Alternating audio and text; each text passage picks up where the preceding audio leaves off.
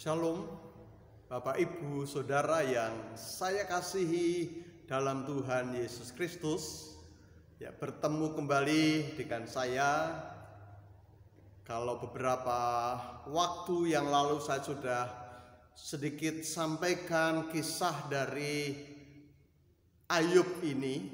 Nah, pada kesempatan ini saya akan bagikan kembali tentang Ayub, ya.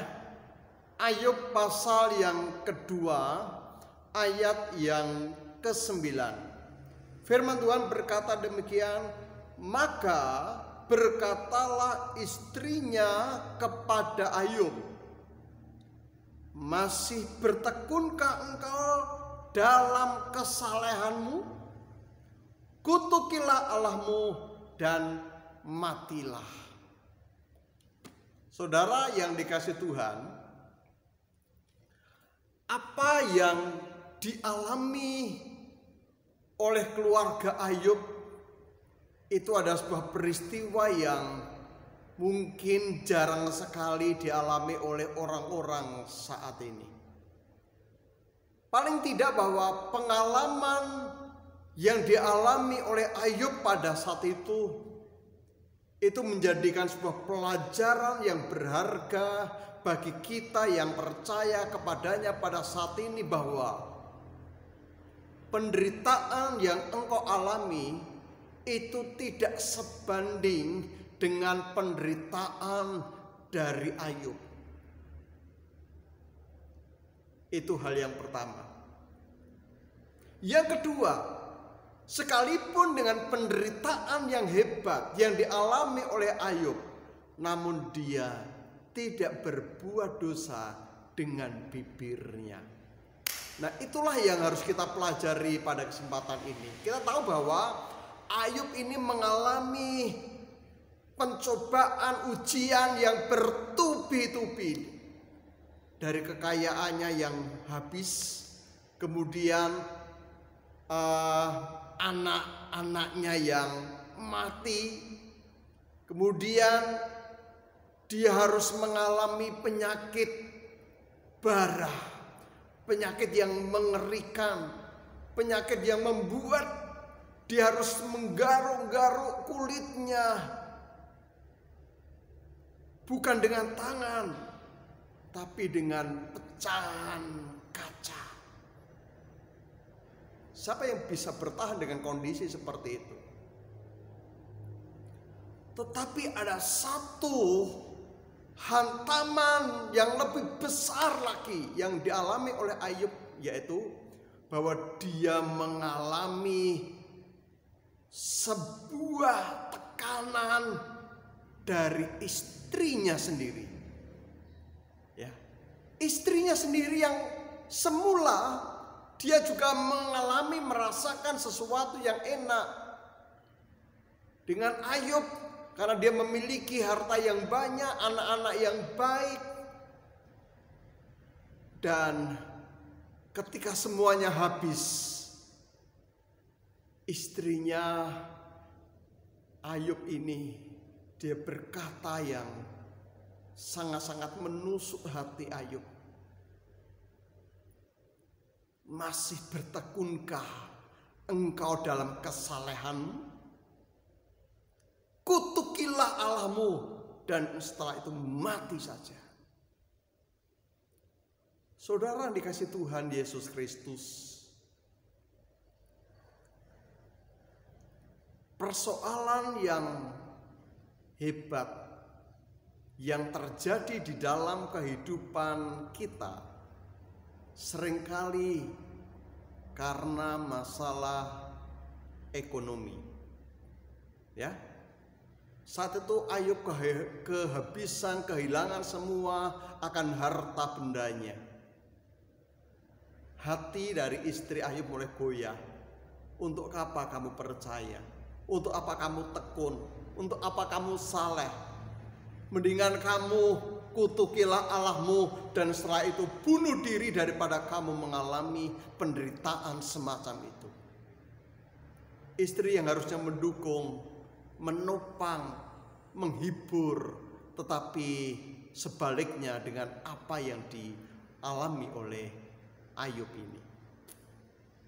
Saya sampaikan, Bapak Ibu Saudara dikasih Tuhan, bahwa masalah ekonomi itu menjadi masalah yang terbesar. Ya. Terjadinya angka perceraian.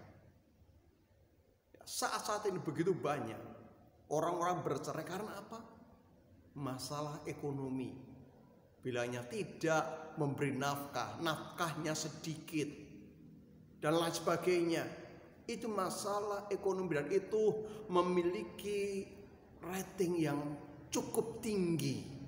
Bahkan itu mungkin tertinggi dari terjadinya sebuah angka perceraian itu. Saudara kasih Tuhan, saya mau sampaikan kepada jemaat semuanya. Kita tahu bahwa hari-hari ini, saat-saat ini, masalah ekonomi itu menjadi masalah utama di Indonesia ini. Bahkan juga di dalam mungkin keluarga kita. Penghasilan yang mulai berkurang, bahkan ada yang kena PHK, ya. Dan masih begitu banyak persoalan-persoalan yang ada di sekitar kita saat ini. Nah, bagaimana reaksi kita? Angka perceraian itu ditimbulkan banyak oleh karena masalah-masalah seperti ini. Saya berdoa kepada Tuhan agar jemaat gereja Isa Al-Masih Subang harus waspada dengan situasi seperti ini. Karena masalah ekonomi, ya, masalah ekonomi itu bisa membuat damai sejahtera kita hilang. Iblis bisa memakai masalah kesulitan ekonomi untuk membuat damai sejahtera yang Tuhan telah taruh dalam hati kita itu hilang begitu saja. Karena masalah ekonomi. Karena masalah ekonomi, keluarga hancur berantakan. Iblis bisa pakai itu. Makanya saya sampaikan kepada setiap kita. Kita nggak tahu sampai kapan bahwa situasi yang seperti ini terjadi di dalam kehidupan kita, bahkan di Indonesia. Kita tahu begitu banyak ya orang-orang yang kehilangan pekerjaan, mereka kena PHK, mereka banyak yang juga stres, depresi, bahkan gila. Karena apa? Masalah ekonomi. Untuk itu biarlah Anda harus perkuat imanmu kepada Tuhan. Ya, perkuat imanmu kepada Tuhan. Yang kedua, perkuat rumah tanggamu. Dasar rumah tanggamu harus engkau bangun lebih kuat lagi. Supaya ketika goncangan yang mungkin sekarang ini mungkin belum terlalu, tapi beberapa saat kita juga enggak inginkan sebenarnya itu terjadi, tapi andai kata itu terjadi, jangan sampai itu menggoncang rumah tanggamu dengan hebat. Pondasi yang kuat dalam rumah tangga itu harus Anda bangun. Bangun imanmu kepada Tuhan. Jangan kau ragukan Tuhan. Seolah-olah Tuhan berdiam diri dengan semuanya. Tidak. Allah sedang merencanakan sesuatu yang indah di balik situasi sekarang ini. Saya mengajak setiap kita semua, jangan engkau berhenti dalam membangun misbah doamu, misbah keluarga, karena ini pondasi yang kuat dalam engkau menghadapi badai kehidupan saat-saat ini. Kiranya firman ini menjadi berkat buat jemaat Tuhan. Tuhan Yesus memberkati kita semua.